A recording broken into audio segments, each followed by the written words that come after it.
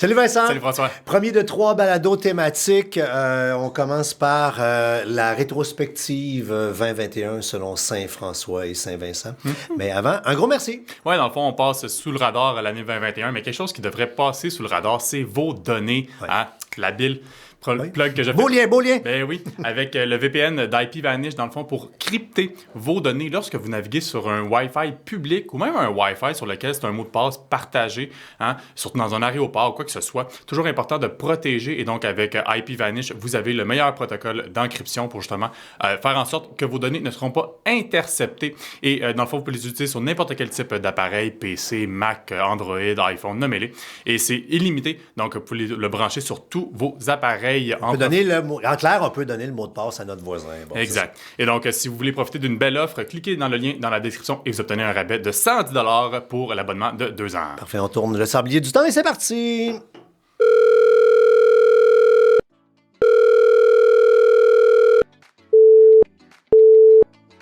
Vous êtes bien dans la boîte vocale de la mise à jour. Laissez un message.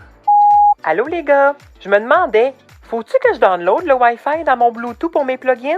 En tout cas, rappelez-moi. N'ajustez pas vos appareils. C'est l'heure de la mise à jour avec FrançoisCharron.com et Vincent Paquette. Donc, l'année 2021, selon nous, puis on s'entend, là, c'est ce qui à chaud nous a marqué. Commence par la double authentification. Je pense que c'était la nouvelle de la fin d'année. Ouais, c'était vraiment la grosse nouvelle là, qu'on a vu Google qui commence à... Ben, en fait, pas commence, a forcé la double authentification pour se plugger. Puis on sait combien qui ont de services, Google Drive, Google Photos, quoi que ce soit. Et ça a créé une certaine panique.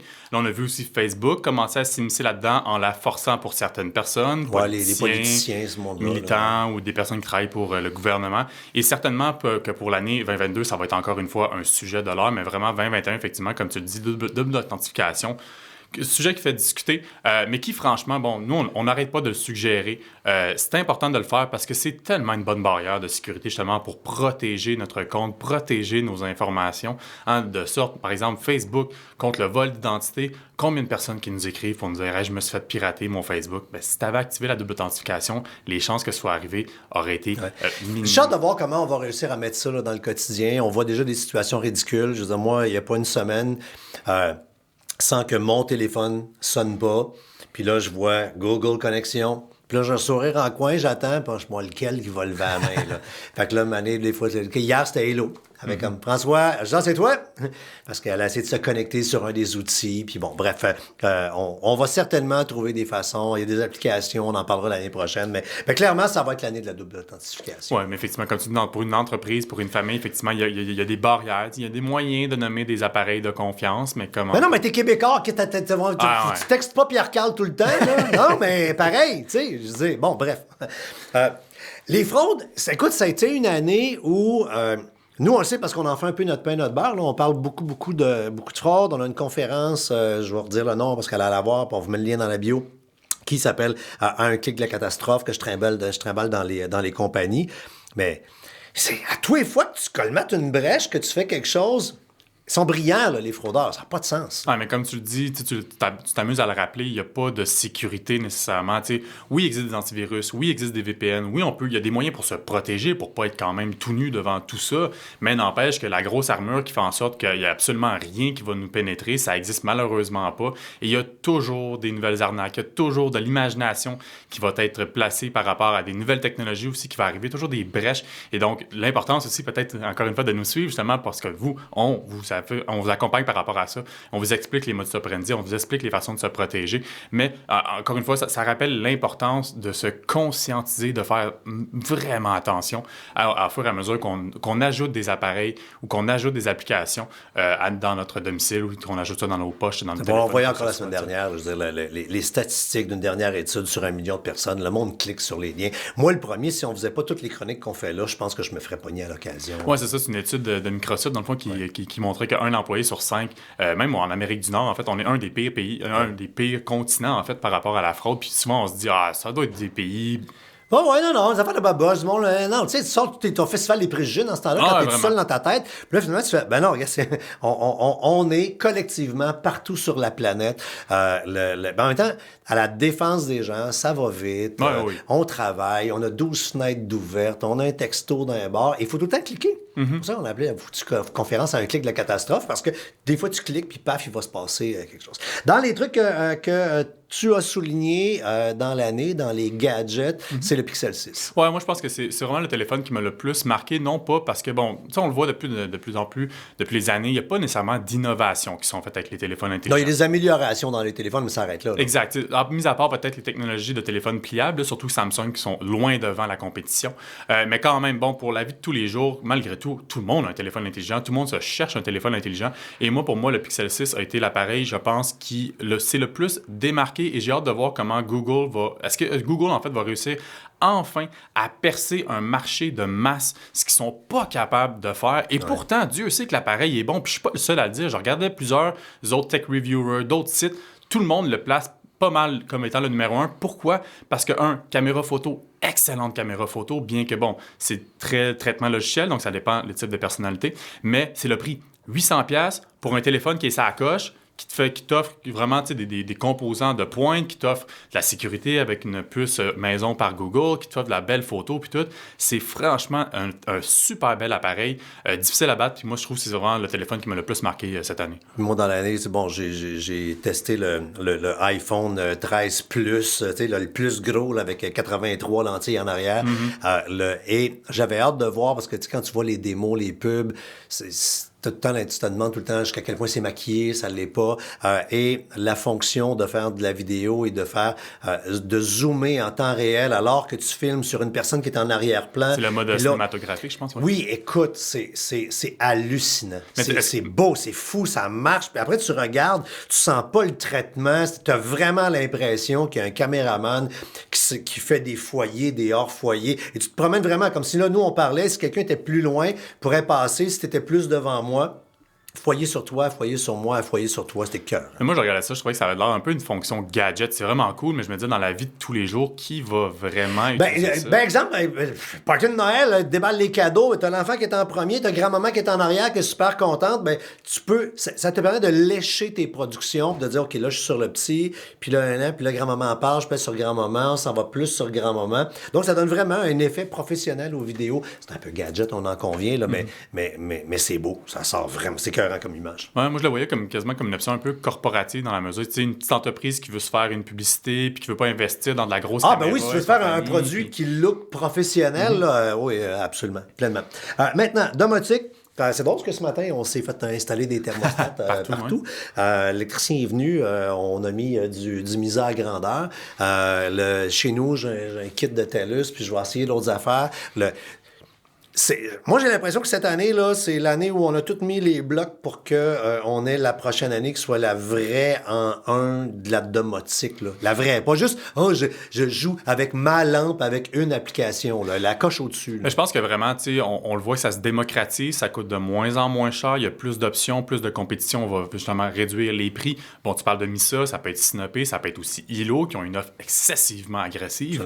Mais je pense que vraiment, l'appareil qui va de plus en plus se populariser, justement, c'est les thermostats. Parce que c'est l'appareil qui, certainement, offre le plus pour son argent, parce qu'on peut réaliser des économies avec ça. C'est cher, là, ton budget de chauffage, c'est énormément d'argent. Exact. Là. Alors que, contrairement, par exemple, tu parles d'ampoule intelligente, l'ampoule intelligente, à part des gadgets, puis faire comme « Ah, je peux les éteindre » ou « Je suis dans mon lit, ça me tente pas de me lever pour éteindre les lumières du salon », pas grand bénéfice par rapport à des ampoules intelligentes, alors que là, vraiment, concrètement, ton thermostat, tu le sais, t'es pas là, tu veux pas chauffer pour rien, tu veux pas payer pour rien, mais tu contrôles la distance, détermines des horaires.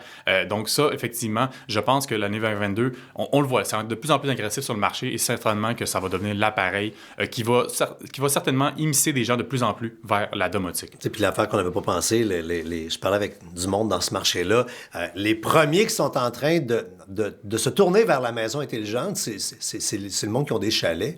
Oui. Parce que ça te coûte cher en Christie quand ça chauffe à l'autre bout. Puis là, quand tu t'en viens, mettons que tu roules sur ton autoroute en allant vers ton chalet, tu veux pas arriver là et te geler le cul, un bon Québécois, pendant la première heure. Fait que là, tu mets des thermostats intelligents, tu baisses ça super bas pendant toute la semaine. Puis là, quand tu es sur l'autoroute, tu t'en viens, le trafic est fini, tu passes sur le piton.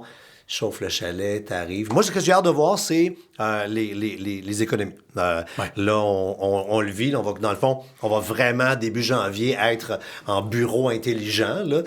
Puis là, au début, c'était moitié thermostat intelligent. Là, on est all set. Là. On va vraiment avoir un impact sur la facture. Maintenant, moi, mon gadget cette année, j'en parlais encore ce matin à la radio. Je disais, moi, il faut qu'il m'envoie de l'argent. Non, je les ai tellement plugués. C'est Aftershocks qui font des écouteurs. On a toujours trippé sur ces écouteurs-là.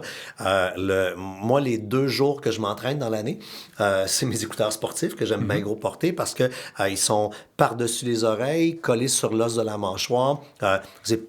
Donc, c'est vraiment par les os de la mâchoire que tu entends. Moi, ça, c'est par la conduction osseuse, en fait. Oui. Puis ce qui est le fun, c'est que tu n'as rien sur les oreilles. Tu n'as rien même sur la tête.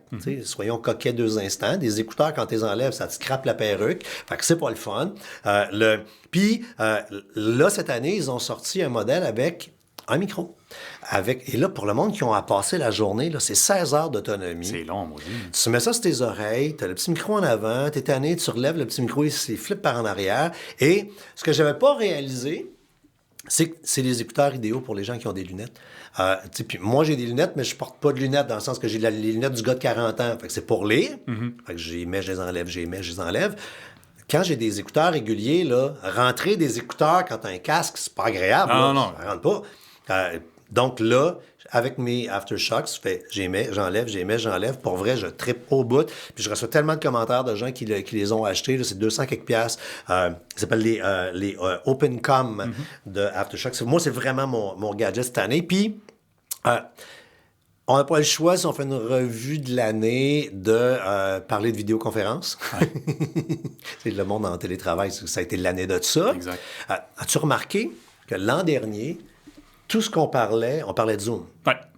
C'était la folie furieuse. C'est en train de devenir un verbe et un qualificatif et un mot. On fait un zoom, on va zoomer, un peu comme googler. Écoute, c'est parti de... Ces quelques petites lettres-là sont parties de... On les connaissait pas en toutes.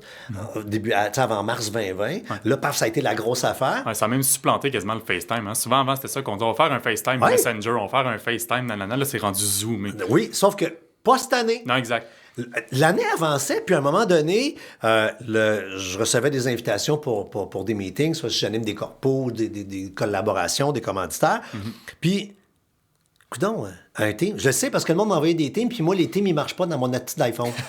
Fait que c'est compliqué quand je reçois un team, il faut que je sois sûr que je sorte mon PC pour réussir à le jaser. Je sais pas c'est quand la dernière fois que j'ai fait un Zoom. Non plus. Puis je me suis renseigné autour de moi, là, puis tout le monde dit, ben non, on fait plus ça des Zooms, on est tous sur Teams. Ouais. Non, moi aussi, j'ai eu le même constat avec les appels avec des compagnies, des fois, pour obtenir des informations, quoi que ce soit. Ça passe tout par Teams. Je pense surtout, je pense que Zoom ont mis une barrière monétaire, en fait, maintenant, que c'est plus nécessairement gratuit, il faut que tu payes. Puis ça a certainement coupé un peu les jambes de leur élan, en fait. C'est un peu ça mon point, c'est que là, j'ai pas gratté le dossier, là, mais moi aussi, j'ai vu Zoom, facturation. J'ai vu Teams aussi, facturation à certains niveaux.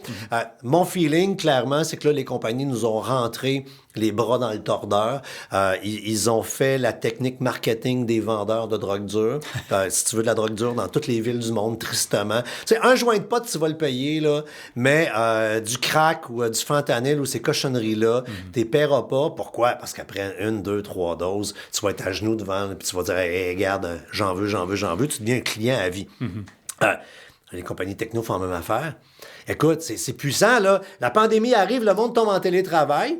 Tu donnes des solutions de communication à l'interne gratuites. Les gens y adhèrent. On sait à quel point c'est compliqué de modifier des affaires dans des business. Là, tous les business roulent sur Teams. Hey, là, t'es Microsoft, t'es mort de rire. Tu fais check bien tout à l'heure les factures qu'on va envoyer au monde. Là, c'est sûr. Ah non, clairement, effectivement. Puis tous les autres compétiteurs, que ce soit aussi Cisco qui me vient en tête. Là, je sais qu'Apple, c'est ça qu'ils utilisent parce qu'ils veulent pas utiliser quand même la compétition. Ah non, ils veulent pas prendre Microsoft Teams, regarde-toi. Non, à chaque fois qu'ils font les appels, c'est toujours Cisco. C'est ça. Mais tous les autres aussi, ils passent dans le tordeur. Puis vraiment, Team est comme devenu la référence. Est-ce qu'on va dire maintenant, on va steamer? Ouais. Je suis pas sûr, mais bon. Non. Je pense pas sûr que le terme va rester, mais je pense qu'on va encore rester avec... on va se zoomer, on va se FaceTimer, mais sur Microsoft Teams. Oui, c'est ça.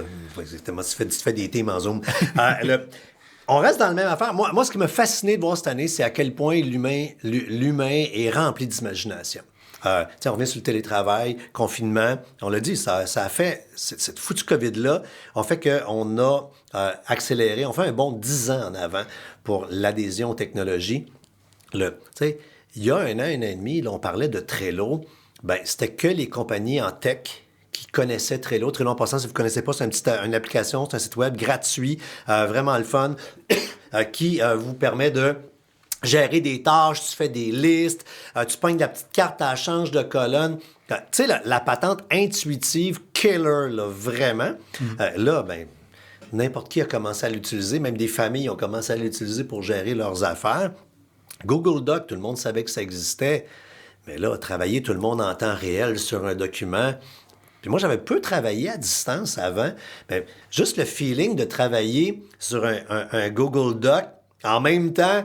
Puis là, tu vois quelqu'un change le mot, toi, tu changes le mot. Puis là, tu fais « Hey, attends, on est rendu là, c'est fou. » là. Ouais, moi, quand j'étais à l'université, quand même, déjà, le Google Doc était assez populaire. Donc ça, moi, j'ai pas eu ce choc-là nécessairement dans les dernières années. Mais effectivement, on l'a vu de plus en plus des solutions plutôt que de s'envoyer des textos, s'envoyer des courriels en disant « Hey, fais telle tâche » ou voici le document que j'ai mis à jour ». Effectivement, d'avoir des solutions qui se synchronisent automatiquement ont certainement eu la cote.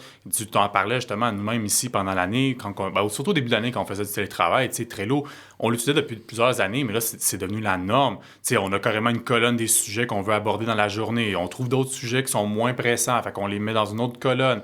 Après ça, si toi, tu as des vidéos à faire, moi, j'ai des vidéos à faire, après ça, on les transfère de colonne. Puis j'imagine dans d'autres entreprises, pour des projets, qu'est-ce qui urge, c'est quoi les tâches qui urgent le plus, on peut se mettre des rappels et quoi que ce soit. Donc, effectivement, toutes ces solutions-là ont certainement la cote, puis ça va certainement perdurer au-delà de 2022, parce que c'est tellement plaisant. C'est fun, on se parle plus! Ben non. T'as pas besoin de se parler? Toujours dans le bureau à la maison. Tu sais, ça a fait la job au début, là, de travailler dans la cuisine, avec la chaise de cuisine. Sauf que, puis, tu connais ma passion pour l'ergonomie, puis, tu sais, ici, là, les bureaux, je veux dire, fièrement, là, on est sa coche au niveau de l'ergonomie, les chaises sont confortables, un bon support lombaire, quand on en a... Lombaire, c'est le nom de mon chien. un bon support lombaire, tu sais, là, les bras à 90 degrés, les bureaux électriques, tu regardes les ventes de chaises ergonomiques, ça a été... Les gens, cette année, Ikea est en back-order de meubles. Là, le monde se sont fait un vrai bureau à maison. Là. Ouais, puis à l'inverse, même pas juste dans les ventes de produits, mais les physiothérapeutes aussi se sont fait vraiment beaucoup d'argent. Avec moi, le premier, parce que moi-même, j'ai eu des maux de dos. Je me suis carrément fait une hernie à force de juste travailler sur ma chaise de cuisine. C'est ça tes maudits maux de dos cette année? Entre autres, je m'entraînais aussi, puis j'ai fait des faux mouvements et quoi que ce soit. Mais ça aide pas là, d'être mal installé à travailler à la journée longue. C'est ça, exact, d'être mal installé, mais surtout, ce qu'elle me disait, c'était de ne pas bouger. Tu sais, tu te lèves pas pour aller chercher un café. Bon, je vais aux toilettes, quoi que ce soit, mais tu vas pas interagir avec les autres, tu fais pas une pause ou quoi que ce soit. Juste sortir de chez vous, prendre le bus, le métro, t'en venir. T'es pendant une demi-heure ou une heure, t'es assis debout, tu bouges. Là, tu te lèves de ton lit, tu manges tes Cheerios, tu t'assois sur ta petite chaise, tu te lèves de ta chaise, tu vas t'asseoir sur ton sofa, tu pars dans ton sofa, tu vas te coucher. Le corps, il capote. Là. Non, exact. Et donc, comme tu dis, effectivement, il y a plusieurs solutions qui existent maintenant, puis les gens se ruent vers ça, comme tu dis. Surtout des bureaux. Moi, quand je suis revenu au bureau, la première chose, déjà, justement, quand j'avais des maux de dos, de pouvoir travailler debout, c'est tellement plaisant. Même d'avoir des tapis roulants, je sais qu'il y a de plus en plus d'entreprises qui mettent ça, de pouvoir marcher en même temps que tu travailles, justement, pour favoriser le mouvement, favoriser la circulation sanguine, les muscles et quoi que ce soit.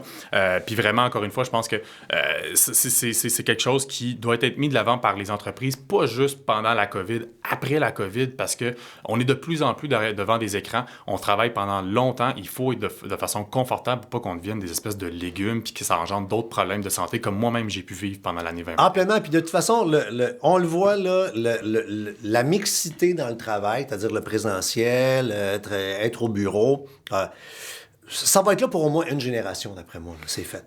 Fait que là, ben, si ça va durer une génération, là, faites-vous un coin, gang. Hein, organisez-vous. Et deuxièmement, équipez-vous comme du monde. Fait que comme du monde, là, ça veut dire les bras à 90 degrés sur le clavier. Ça veut dire que vous n'avez pas à pencher la tête pour regarder l'écran. Puis l'écran, là, c'est pas l'écran, c'est les écrans. Ça prend 2 écrans. Ouais, mais ça dépend. Tu vois, il y a 2 écoles de pensée. Tu sais, ton ostéo que t'appelles Dieu. Ouais. Lui, il me disait, si t'as 2 écrans, c'est de la merde. Parce que dans le fond, tu bouges ton cou, puis c'est pas bon nécessairement. Lui, ce qu'il me disait, c'était mieux d'avoir un écran super large Comme ça, tu vas avoir toutes tes informations, mais tu n'as pas besoin de tout le temps tourner la tête. Lui, c'est ce qu'il me disait. Tu bougerais moins si tu as deux... C'est drôle parce que ici au bureau, j'ai 2 écrans. Dans le VR, j'ai l'écran LG, là, super large. J'ai l'impression qu'il faut que je tourne quand même un peu la tête pour regarder gauche-droite. Je sais pas. Moi, tu vois, justement, le mois de novembre, là, mon mot de dos, c'est comme transposé dans mon épaule puis dans mon cou. Puis là, justement, de toujours tourner ma tête, j'étais comme, ça me fait mal. Assurément l'avoir à la bonne hauteur. Oui. Genre, si vous avez un laptop, ça vous prend un clavier, puis ça vous prend le support qui fait que tu as l'ordinateur qui est levé à la hauteur des yeux pour travailler avec une souris puis un clavier. Là, à ce moment-là, au moins, tu as le corps droit. Là, Puis, essayer un écran ou 2. Moi, je suis vendu à 2 écrans. J'ai essayé 3. J'ai viré fou. Ouais. Parce qu'à 2, tu disais, je suis 2 fois plus productif, c'est vraiment le fun. Quand je tombe dans un écran tout seul, je me sens improductif. Puis à l'époque, il y a une couple d'années, je disais, je vais essayer 3. Je me suis fait un setup. Tu sais, j'ai capoté. C'était angoissant, c'était envahissant. Mais ça dépend, je pense, le type de tâche que tu as besoin de faire. Tu sais, quand moi, j'ai eu le privilège de travailler chez RDS, c'était un rêve d'enfance. Puis on avait 3 écrans, mais le 3e servait surtout de support visuel pour voir le line-up qu'il allait avoir à Sport 30, dans le fond. Donc, de savoir T'avais ton cue-sheet qui était là. C'est ça, exact. Fait que c'est pas quelque chose que je regardais constamment, mais que quand j'avais besoin de le savoir, je regardais là. Donc, ça dépend vraiment du type d'utilisation, mais effectivement, je pense que 3, c'est quand même assez accessible. Ça va être sans regarde ici, Mathieu, notre designer, là, qui, écoute, il y a un écran qui est en mode vertical, un immense en mode horizontal devant lui, puis un autre qui est un pad. On en a parlé il n'y a pas longtemps, là, la tablette graphique qui fait 23 pouces, qui est à côté sur l'autre bord. Puis ça, là, c'est la NASA. Mais je pense que le pire, c'était Tristan. À l'époque, quand on était avec votre site, il y avait 4 écrans, puis c'était comme une espèce de grosse affaire comme Goro dans Mortal Kombat. Là, j'étais comme nice. Lui, ça admine d'hébergeur web. Ce qu'il fait, lui, il se bat contre des hackers à journée longue là, avec des intrusions. C'est complètement fou. Restons justement plus là-dedans, dans le futur, dans la crypto-monnaie cette année, ça a explosé. Ouais. Littéralement.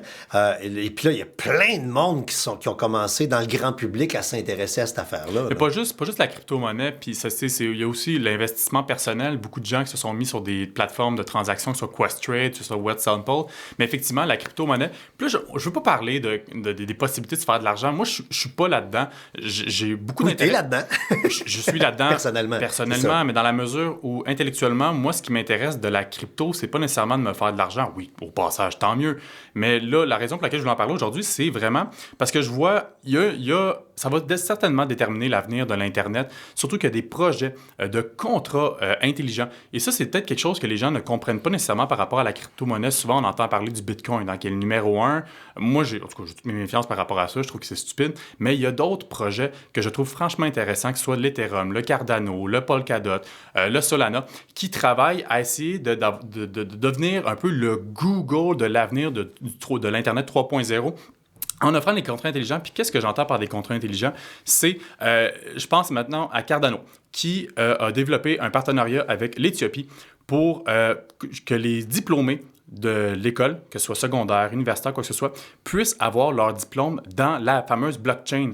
Parce que, je ne commencerai pas à expliquer tout ce que c'est la crypto-monnaie, mais essentiellement, le principe, c'était qu'en Éthiopie, le problème, c'est que les étudiants, souvent, à cause de la bureaucratie, ils obtiennent leur fameux diplôme papier, mais s'ils le perdent, l'université, après ça, ils n'ont peut-être pas nécessairement un backup, ils n'ont pas une copie, puis là, tu as perdu tout ton temps d'études, tu n'as plus de preuves. Et donc, comment prouver que c'est un vrai, parce que c'est un papier commun, et donc, de pouvoir maintenant mettre ça dans la fameuse blockchain, donc que ça soit impossible de pouvoir la modifier, tout le monde peut la retracer. C'est ce genre de projet-là que je trouve qui est franchement intéressant. Ça peut être pour des contrats d'assurance, des contrats d'hypothèque, ou aussi les fameux NFT, donc les Non-Fungible Tokens. C'est ce qu'on appelle toutes les œuvres d'art numériques.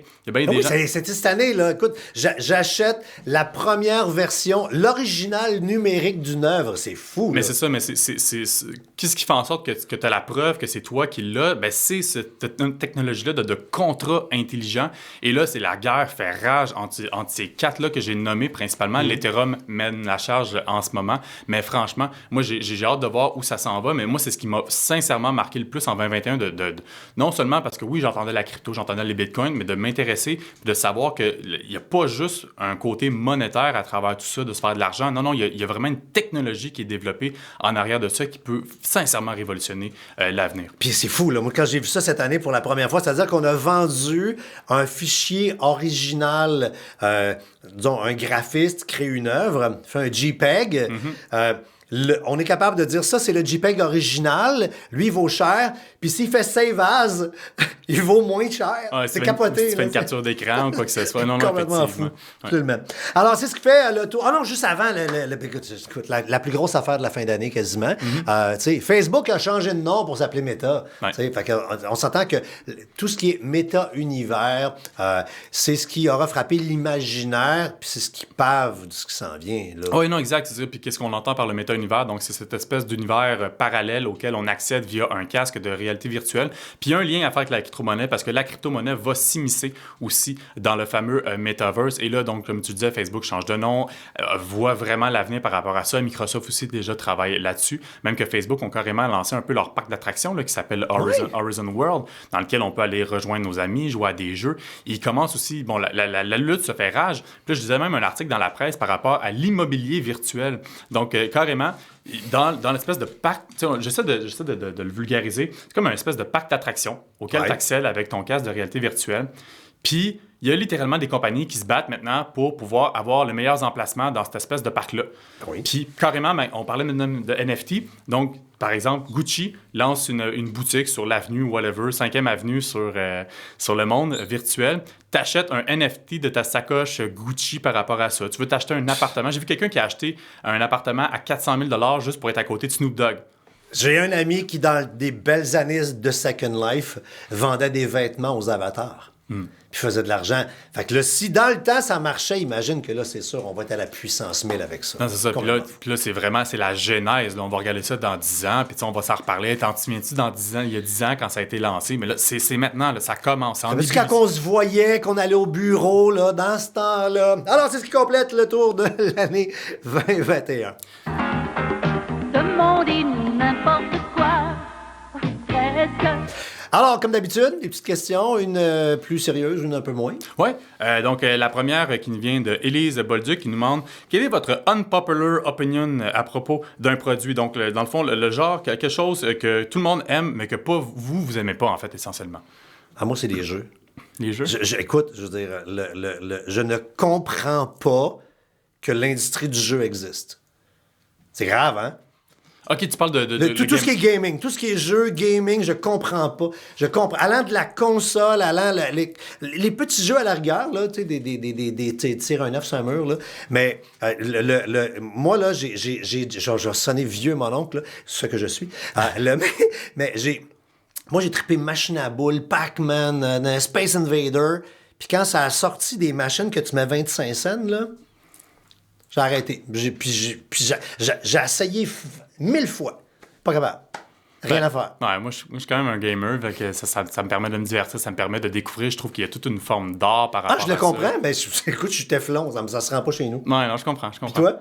Écoute, j'ai comme pas eu le temps nécessairement d'y penser, ben franchement. Puis il y a comme rien qui me pop en tête, mais on dirait que j'ai l'impression que, je sais pas, les assistants vocaux qui n'ont pas d'écran, on dirait que maintenant, je comprends plus la pertinence de tout ça. Quand maintenant, justement, il y en existe tellement avec des écrans. Puis là, on a eu, justement, la semaine passée, on a eu l'Echo Show 15 qui est énorme. Écoute, c'est un écran de 65 pouces dans la cuisine. C'est débile. Tu sais, je trouve que de me faire dire par Google la météo, puis d'attendre qu'elle ait fini de me le dire, alors que si j'avais un écran, ça permet de... Ouais, c'est ça, exact. Donc, je trouve que ce genre d'appareil-là, je pense qu'on dirait que je pense qu'on les verra de moins en moins dans les prochaines années. Là. Moi, c'est quelque chose que je comprends pas nécessairement. Cool. Et la question plus futile? Oui, Pascal Girard. Bonjour François. Je lis quelquefois les questions des gens et sur notre page Facebook, et je vous trouve extraordinaire que vous preniez autant de temps pour répondre. Coudon, vous passez combien d'heures par jour à répondre à ces questions? Bonne fin d'année, joyeuse fête. Écoute, premièrement, la page s'appelle françoischaron.com, mais c'est .com qui répond et non François Charon.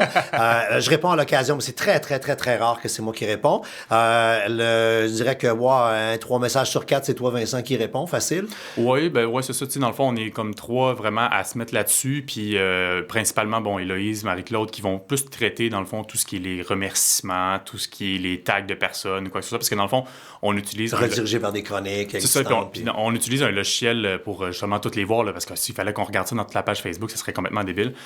Puis effectivement, je traite beaucoup de questions qui sont peut-être plus pointues, que des fois les filles sont moins confortables à Mais tu es d'une patience, Vincent. Tu es d'une patience. Tout le monde, parce que les gens pensent que c'est moi. Fait que là, le monde m'accroche à et ils me disent que je suis patient. Je dis, c'est pas moi. Je suis tellement impatient, je suis sanguin, je pète des coches à rien. Même quand je t'en réfère, maintenant, je trouve que tu as des approches. Moi, tu sais, avant, tu rentrais plus dans le tas. Maintenant, tu es plus dans le Ben, j'ai pas le choix parce que c'est toi qui as donné le ton à la communauté Facebook. Fait que le brand françoischaron.com sur Facebook est un brand très gentil. Puis, je suis pas un chien sale, je suis gentil dans la vraie vie. Mais tu vas... Mais des fois, il y a carrément des attaques qui sont faites vers toi personnelles. Puis c'est là que je t'y réfère parce que je me dis, je vais pas répondre à ta place quand quelqu'un t'attaque personnellement. Ouais, si vous suivez notre page, là, à peu près aux 2 semaines, là, il y a une longue réponse. Ça, c'est moi. Tu sais, des samedis matins que Vincent m'envoie un texto en disant « je t'ai mis une petite réponse à faire toi-même. » Mais c'est fascinant de voir à quel point les gens, le monde a besoin de se faire répondre. Puis, le gang, si on peut juste vous dire, là, c'est la fin d'année, on a un souhait à donner pour le reste. Là, particulièrement sur Facebook, là, buvez de la tisane calvaire. Là. Non, mais c'est vrai, soyez plus gentils. Arrêtez de vous envoyer chier entre vous autres. Nous autres, on n'est pas de la merde parce qu'on est des personnalités publiques. Puis c'est même pas rentable pour nous autres de répondre. C'est carrément du bénévolat que tu fais, toi, le soir, par la fin de semaine, à répondre au monde. Parce que ces gens-là, ils ont besoin... S'ils posent une question... Puis ça, c'est dans l'ADN de françoischaron.com. Toujours dit, si tu poses une question, c'est parce que tu le sais pas. Puis dans la vie, tu as le droit de pas savoir. Exact. Puis quand quelqu'un lève la main en disant « Hey, est-ce que tu pourrais me répondre? » Pas le choix, faut répondre à la personne. Non, exact. Puis tu sais, moi, ça me fait plaisir, c'est dans mes valeurs de vouloir aider les gens. Par contre, c'est sûr qu'il y a certaines questions, des fois, je me dis, j'aurais juste envie de répondre, Google-le, là, parce que tu vas trouver la réponse. Là. Ou des fois, de juste faire une petite recherche dans la barre de recherche de notre site, tu trouverais aussi la réponse. Mais bon, je prends sur moi, puis je fais juste carrément y envoyer les liens de la chronique pour mais pour vrai, tu sais, le site web, avant même d'aller googler, on va parler pour notre paroisse, le site web est en ligne depuis 15 ans. On fait une quantité phénoménale de chroniques par semaine. Fait que quand vous avez une question techno, allez utiliser la barre de recherche de françoischaron.com, tapez votre question. La plupart du temps, vous allez trouver la réponse. Puis sinon, venez sur notre Facebook. Ça va nous faire plaisir de vous répondre. Puis si vous n'avez pas détesté complètement ce balado, on a une petite demande. Oui, dans le fond, venez placer des avis, posez-nous des questions, mettez des commentaires, pouce en l'air sur YouTube, 5 étoiles sur Apple Balado. C'est ce qui va nous aider justement à monter dans les fameux algorithmes de balado pour pouvoir justement faire découvrir ce fameux balado hebdomadaire que l'on fait. C'était l'avant-dernier balado de cette année 2021, votre mise à jour 1.08.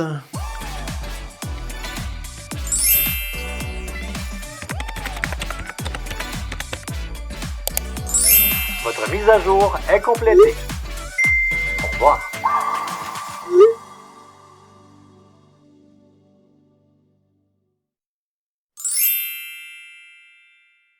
Un balado synonyme média.